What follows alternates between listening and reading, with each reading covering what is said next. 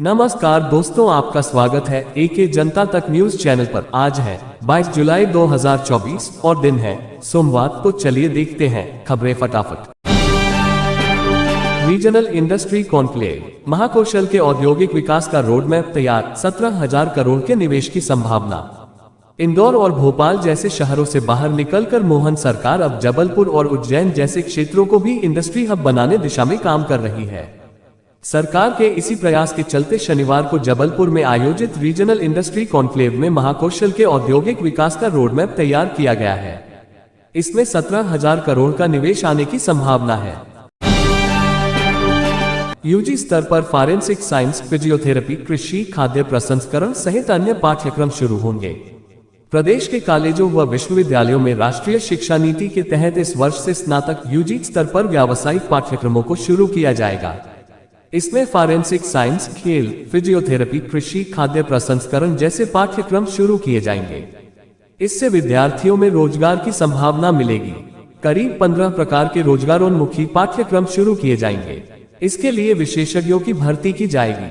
शासन स्तर पर उच्च शिक्षा विभाग को दिशा निर्देश जारी कर दिए गए हैं।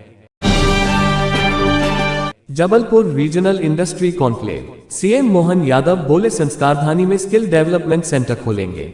महाकौशल अंचल में औद्योगिक विकास की गति बढ़ाने शनिवार को जबलपुर रीजनल इंडस्ट्री कॉन्क्लेव का दीप जलाकर मुख्यमंत्री डॉक्टर मोहन यादव शुभारंभ किया।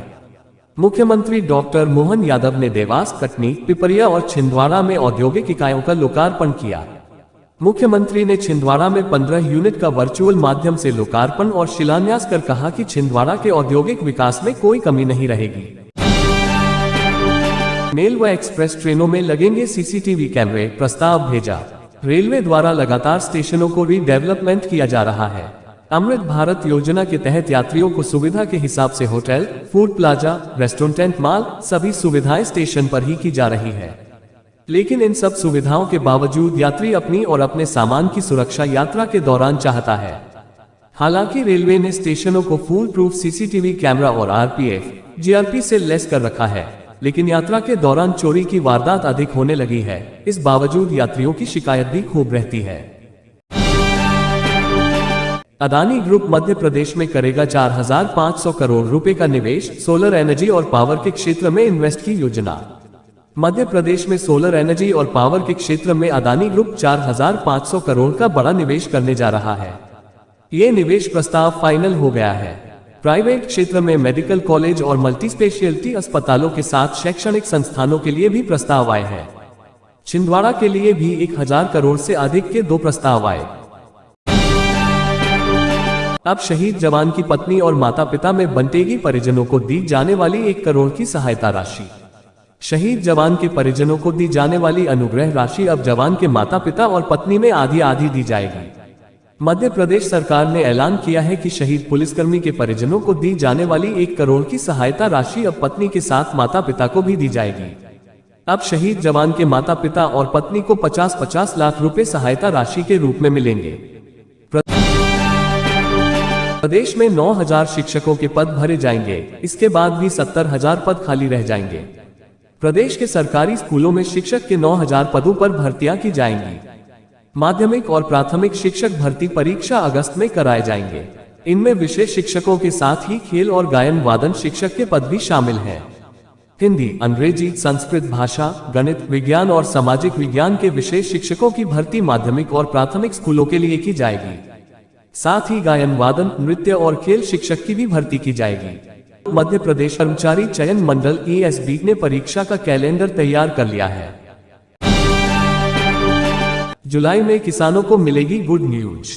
बढ़ सकती है सम्मान निधि की राशि, 6,000 की जगह खाते में आ सकते हैं इतने रुपए। 23 जुलाई को केंद्रीय वित्त मंत्री निर्मला सीतारमण संसद में बजट पेश करने वाली है। उम्मीद है कि इस बजट में केंद्र सरकार आगामी राज्यों में होने वाले विधानसभा चुनावों को देखते हुए कल्याणकारी योजनाओं पर फोकस करने के साथ किसानों को बड़ा तोहफा दे सकती है। सूत्रों के अनुसार वित्त मंत्री निर्मला सीतारमण योजना के तहत दी जाने वाली रकम को बढ़ा सकती है। इसे 6,000 रुपए से बढ़ाकर 8,000 रुपए तक कर सकती है। हालांकि अभी आधिकारिक पुष्टि होना बाकी है। अनूपपुर में जैविक खेती से जुड़ी योजना में बड़ा घोटाला, केचुए और सामग्री बांटे बिना करोड़ों डकार गए अधिकारी। देश भर में जैविक के खेती के सर्वाधिक रकबा वाले मध्य प्रदेश के अनूपपुर जिले में कृषि विभाग के अधिकारियों ने भ्रष्टाचार की फसल उगाई। वर्ष 2018 से 2020 में जैविक खेती के लिए किसानों को दिए जाने वाले केंचुए और अन्य सामग्री में गड़बड़ी कर 2 करोड़ 29 लाख रुपए का घोटाला कर लिया। सितंबर में शुरू होगी देश भर के पशुओं की गिनती, 225 नस्लों की गणना करेंगे 1 लाख कर्मचारी। देश में 21वीं पशुधन गणना सितंबर माह में शुरू की जाएगी एवं दिसंबर तक चलेगी। इस दौरान देश भर के 212 नस्लों के पशुओं की गिनती की जाएगी। तकरीबन 1 लाख केंद्रीय एवं राज्य कर्मचारी ये गणना करेंगे।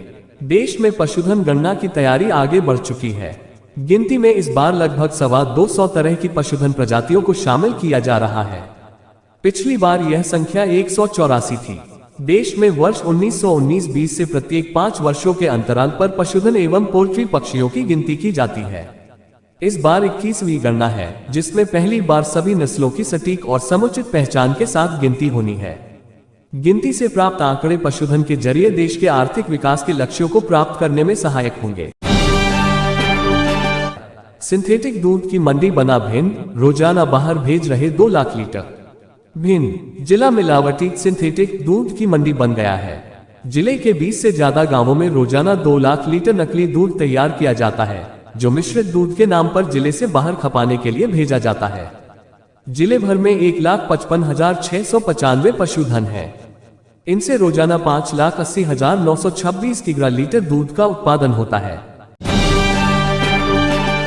भोपाल में कांग्रेसियों का अनूठा प्रदर्शन, थाने के सामने किया हनुमान चालीसा पाठ। कांग्रेसियों ने टीटी नगर थाने के सामने हनुमान चालीसा का पाठ किया। पूर्व मंत्री पीसी शर्मा व पार्षद योगेश गुड्डू चौहान के नेतृत्व में बड़ी संख्या में कांग्रेसी अपने कार्यकर्ता बंटी जैन का जन्मदिन मनाने थाने में पहुंचे। कांग्रेसियों व पुलिस के बीच बहस चलती रही। पुलिस ने थाने के भीतर प्रवेश नहीं दिया। इससे नाराज कांग्रेसी थाने के बाहर सड़क पर ही बैठ गए और हनुमान चालीसा का पाठ पढ़ने लगे। मध्य प्रदेश में भी दुकानों पर मालिक का नाम लिखने की मांग तेज, भाजपा विधायकों ने सीएम को लिखा लेटर। उत्तर प्रदेश और उत्तराखंड में कांवड़ यात्रा मार्ग में स्थित खान पान व फल दुकानों के बाहर असली मालिक का नाम लिखने के निर्देश की तर्ज पर मध्य प्रदेश में भी ऐसा ही करने की मांग जोर पकड़ने लगी है। इसके लिए इंदौर के 2 भाजपा विधायकों रमेश मेंदोला व मालिनी गौड़ ने मुख्यमंत्री डॉक्टर मोहन यादव को पत्र लिखा है और आदेश जारी करने का आग्रह किया है। जबलपुर कैंट से भाजपा विधायक अशोक ईश्वरदास रोहानी ने भी खान पान व फल की दुकानों के बाहर मालिक का नाम लिखने की मांग का समर्थन किया है। FSSAI ने शुरू की नई पहल, देश भर में मोबाइल टेस्टिंग लैब्स की शुरुआत। अब खाने पीने की चीजों को बनाया जाएगा और भी सुरक्षित।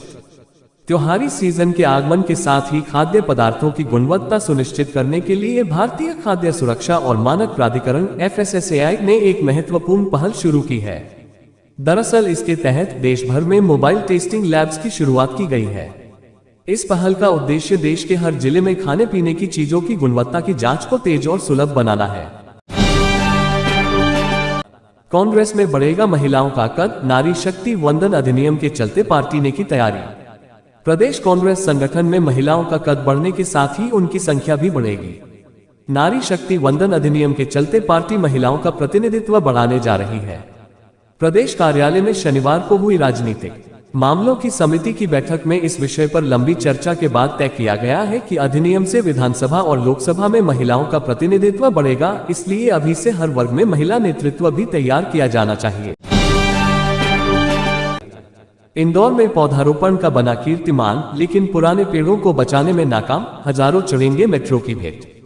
जिले में वर्षाकाल में 51 लाख पौधे लगाए जाएंगे। इसी कड़ी में गत दिनों एक दिन में 11 लाख पौधे लगाने का कीर्तिमान भी बनाया जा चुका है। दूसरी तरफ शहर में विकास कार्यों के लिए पेड़ों की कटाई और ट्रांसप्लांट का काम जारी है। गत वर्ष शहर के प्रमुख चौराहों पर फ्लाईओवर निर्माण के लिए हजारों पेड़ों को ट्रांसप्लांट किया गया था। दावा था कि सभी पेड़ जीवित रहेंगे, लेकिन अधिकांश पेड़ सूख चुके हैं। अब मेट्रो के लिए फिर से पेड़ों को ट्रांसप्लांट किया जाएगा। रोबोट चौराहे पर 2 दिन से पेड़ों की छंटनी की जा रही है। गुजरात, राजस्थान और मध्य प्रदेश में बढ़ रहे चांदीपुरा वायरस और AES के मामले, तैनात की जा रही केंद्रीय टीम। गुजरात, राजस्थान और मध्य प्रदेश में चांदीपुरा वायरस और एक्यूट इंसेफेलाइटिस सिंड्रोम के मामले बढ़ रहे हैं। केंद्रीय स्वास्थ्य मंत्रालय ने गुजरात, राजस्थान और मध्य प्रदेश में एक्यूट इंसेफेलाइटिस सिंड्रोम और चांदीपुरा वायरस के मामलों को लेकर विशेषज्ञों के साथ मिलकर समीक्षा की। जांच में गुजरात राज्य की सहायता के लिए केंद्रीय टीम तैनात की जा रही है ताकि इसकी रोकथाम की जा सके। पीएम मोदी ने किया विश्व धरोहर समिति के 46वें सत्र का उद्घाटन। यूनेस्को की महानिदेशक ऑड्रे अजोले भी मौजूद। प्रधानमंत्री नरेंद्र मोदी ने रविवार को विश्व धरोहर समिति के 46वें सत्र का उद्घाटन किया। नई दिल्ली के भारत मंडपम में सत्र आयोजित किया जा रहा है। बता दें कि भारत पहली बार विश्व धरोहर समिति की बैठक की मेजबानी कर रहा है। यह 21 से 31 जुलाई 2024 तक चलेगा। समारोह में यूनेस्को के महानिदेशक ऑड्रे अजोले भी मौजूद हैं। MPANM प्रवेश परीक्षा के लिए 24 जुलाई से शुरू होंगे आवेदन। जाने क्या है पात्रता एवं मापदंड। मध्य प्रदेश कर्मचारी चयन मंडल की ओर से ANM प्रवेश परीक्षा के लिए नोटिफिकेशन जारी कर आवेदन तिथियों को घोषित कर दिया गया है। अधिसूचना के मुताबिक इस प्रवेश परीक्षा के लिए केवल महिला अभ्यर्थी 24 जुलाई से लेकर 12 अगस्त 2024 तक फॉर्म भर सकती हैं। परीक्षा का आयोजन 28 एवं 29 अगस्त को किया जाएगा।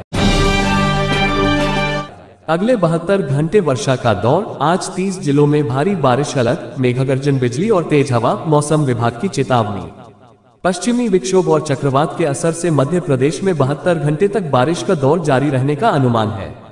आज रविवार को 31 जिलों में गरज चमक के साथ बिजली चमकने, गिरने और मध्यम से भारी बारिश का अलर्ट जारी किया गया है। रविवार को भोपाल, सागर, नर्मदापुरम, जबलपुर, शहडोल संभाग के जिलों में कहीं कहीं भारी वर्षा तो शेष क्षेत्रों में भी गरज चमक के साथ बौछारें पड़ सकती हैं। इस दौरान 40 से 60 किलोमीटर की रफ्तार से हवा चल सकती है। आदिवासी दिवस पर शासकीय अवकाश घोषित करने की मांग। कांग्रेस विधायक राजन मंडलोई ने मुख्यमंत्री को लिखा पत्र। कांग्रेस विधायक ने विश्व आदिवासी दिवस पर 9 अगस्त को शासकीय अवकाश घोषित करने की मांग मध्य प्रदेश सरकार से की है। कांग्रेस विधायक राजन मंडलोई ने मध्य प्रदेश के मुख्यमंत्री मोहन यादव को चिट्ठी लिखकर कहा है कि 9 अगस्त को शासकीय अवकाश घोषित किया जाए। कांग्रेस विधायक राजन मंडलोई ने मध्य प्रदेश में 21% आदिवासी आबादी का भी हवाला दिया है। खत में टांटिया मामा, बिरसा मुंडा, भीमा नायक, रानी दुर्गावती, तिलक मांझी सरीखे आदिवासी महापुरुषों की जयंती का जिक्र करते हुए कहा है कि आदिवासी समाज के ऐसे तमाम महापुरुषों की जयंती तो जरूर मनाई जाती है, लेकिन सार्वजनिक अवकाश नहीं है।